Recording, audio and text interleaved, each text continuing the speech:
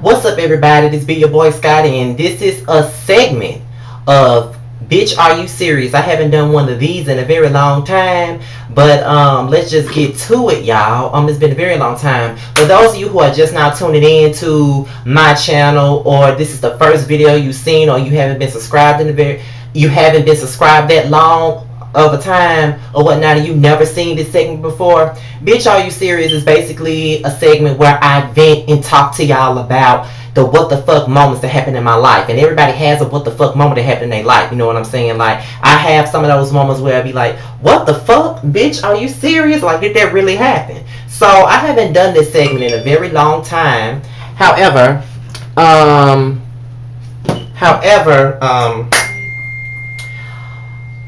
I had a reason to do it this time, because I haven't had too many what the fuck moments that happen in my life for me to say, bitch, are you serious? You know what I mean? I haven't had that many moments. So with that being said, I decided to just go ahead and do this video. So let's go ahead. The incident happened yesterday while I was at work. There's a lot of backstory that goes behind it, so I'm just going to let y'all know. Yesterday, my day started out pretty well. My father was here from New Jersey, and we had breakfast. Him and my sister had breakfast, and we had a very good time. And everybody knows the past between me and my father. Like, me and him didn't get along for shit. Well, at least on my part, because he loved me regardless of my bitch fits or whatever. As much as I was acting like a bitch towards him, he still accepted me and still loved me regardless of me acting like a bitch, because I was mad about what he didn't do in the past. But that's neither here nor there. We had a very good time. Most of y'all seen it, me and him on a picture together on Instagram. So I had a very good time with my father. He was here to move my aunt, his sister, back to New Jersey because she don't like it here in Mississippi, so she wanted to move back to New Jersey. So I get to work, and this chick comes in. Now, this is the what the fuck moment that happened, but I have to give y'all the backstory between me and Molly the maid. So this is the thing. I'm calling her Molly the maid because I don't know her name. I've never known her name. Not trying to know her name. She's just that irrelevant to me. But because this is a what the fuck moment in my life, I got to talk to y'all about it. So I got to give y'all, the rundown of how this incident even went down. I have a friend, and he's the brother of my best friend's baby's father / boyfriend or whatnot. He is the brother of my best friend's baby daddy. And we've been cool for the last 3 years. Now, the thing about this is, I hang out with my best friend. So when I'm going to a family function, like a little kid's birthday party, put this shit on vibrate. Going to a little kid's birthday party or just a family event, period, if the baby daddy show up, 9 times out of 10, he bring his brother right along with him. So that's how we met, and we started to chat it up, and we hit it off pretty well. I mean, he's a little bit younger than me. I think I met him when I was like 22, and he was like 19 or 18 years old or whatnot. That's when I met him. So, we were cool, you know what I'm saying? It was kind of like a little bond we created. So, long story short, I mean, he met this chick, this older lady, a few months ago. And I found out that he was dating this older chick through my friend or whatnot. And I never knew who the chick was. I mean, I never knew her name or nothing like that. But one day I was driving down the street, and I was doing about 50 in the neighborhood. You know what I'm saying? Like, I didn't need to be driving that fast considering the situation, but I was doing about 50. And he hopped in front of the car and flagged me down and tried to stop me. So I stopped the car, and I was like, if you want to get your ass hit, you gon' okay, keep on jumping in front of running cars like they gonna get your ass hit. So, when I pulled over, he walked up, his brother walked up, my best friend walked up, and then he and his brother walked away from the car window, and I stayed there talking to my best friend while I was sitting in the car. And my best friend was like, and I hope after I leave, I'm going to have to get this chick together. And I'm sitting up here like, why? So apparently, from the moment I pulled up, the chick was like, he gay. Basically hurling out insults based on my sexuality. And I'm sitting up here like, but she doesn't even know me. But I guess because I was a guy driving down the block with VSOP bumping loud as I possibly had it up, I guess that was a dead giveaway. Whatever, it really doesn't matter. I mean, it's not like I'm trying to hide it. Everybody knows who I am. It really doesn't matter. At this point, who the fuck cares? It's 2014. Who cares about who's gay and who ain't? So, from that point on, since I was briefed about how she felt or whatever, I just decided not to even say nothing to her or be in her presence or not even stop by her house. I didn't want to do it.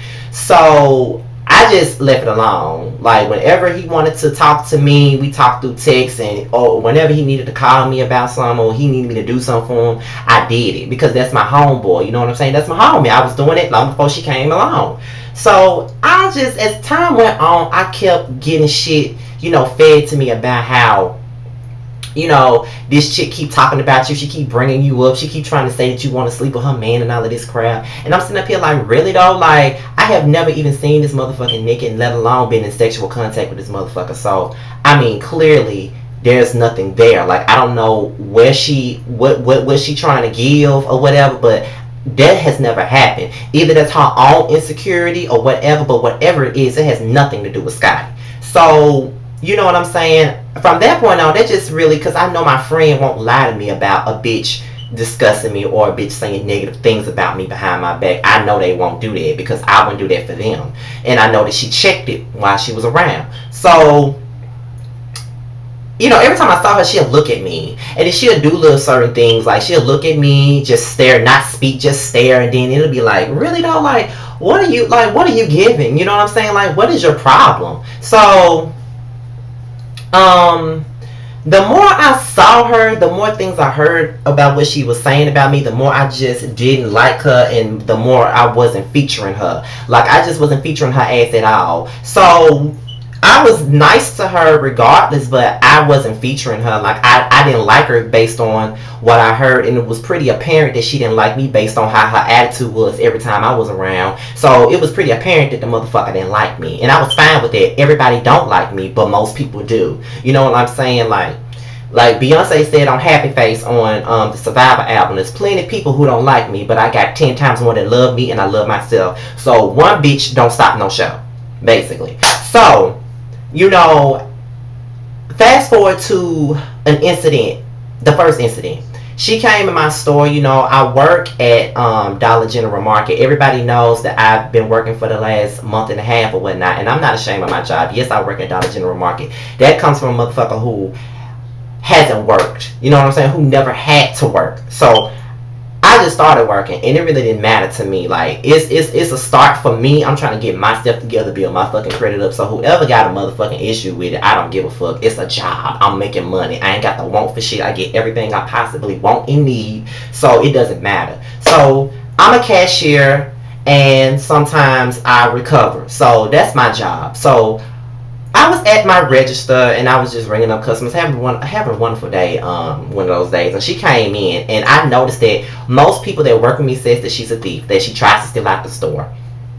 And I was told to keep an eye on her, because they gave me different scenarios and different examples of the methods that she would use to try to steal out the store. So what happened was, she came in my line, and I rung her up. And then I was being as polite as I possibly could. But the fact of the matter was, I felt like she was picking. Like, she was asking me about whether I heard from my homie or not. And I'm like, no. And you know what I'm saying? Like, why are you asking me this? Like, you don't like me. I feel like you picking at me. Like, why are you asking me this? So then her daughter had a bag in her hand with some other shit that I never rung up. So I was like, you know, where did you get the bag from? What's in it? Because I never rung the items up. And she got totally offended when I said that. And she was like, ain't nobody trying to steal? I got my receipt right here. Whatever, you know. And I'm sitting up here like, well, ma'am, if you weren't trying to steal, then you never would have gotten offended by that. All I asked was where you get the items from, considering the fact that I never rung them up. So what are you saying? So she left. Whether the receipt was the right one or not, I didn't give a fuck. I just wanted her out of my face.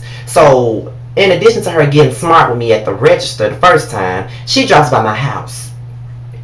My mama don't know who the hell she is until she realized her face, and she's seen her, you know, she's heard her name around the city or whatever, you know, because we live in a small city, so everybody knows everybody, or they know of somebody. You know, at the end of the day, there's no way you can't know anybody. Whether you know of small things about them or everything about them, you know them some form, some way, because we are such a small ass town. Like, we got only one damn high school, so that should show you that should tell you what it really is. We got one fucking high school, one damn, just got a second middle school, and we got like 3 elementary schools. So that should tell you that we're a small ass town. But one damn high school, come on now. So, you know, everybody knows somebody. So she thought it was a chick that I was probably, you know, making a CD for or whatnot. So I go outside and I notice the truck and I notice the person. I'm like, what the hell is she doing in my house? So I walk to her truck or whatnot, and she asked, can I fix her printer? And I said I didn't know how to fix her printer. I don't know how to fix printers. So she kept trying to bait me, like, you know, you do such and such for your homie, blah blah blah blah blah. And I'm like, yeah, I do, but the most I've done for him with a computer was print a paper out or a certificate out for him. I've never fixed a damn printer, or I burnt a CD for him, or put something on his MP3 player or his iPod. You know what I'm saying?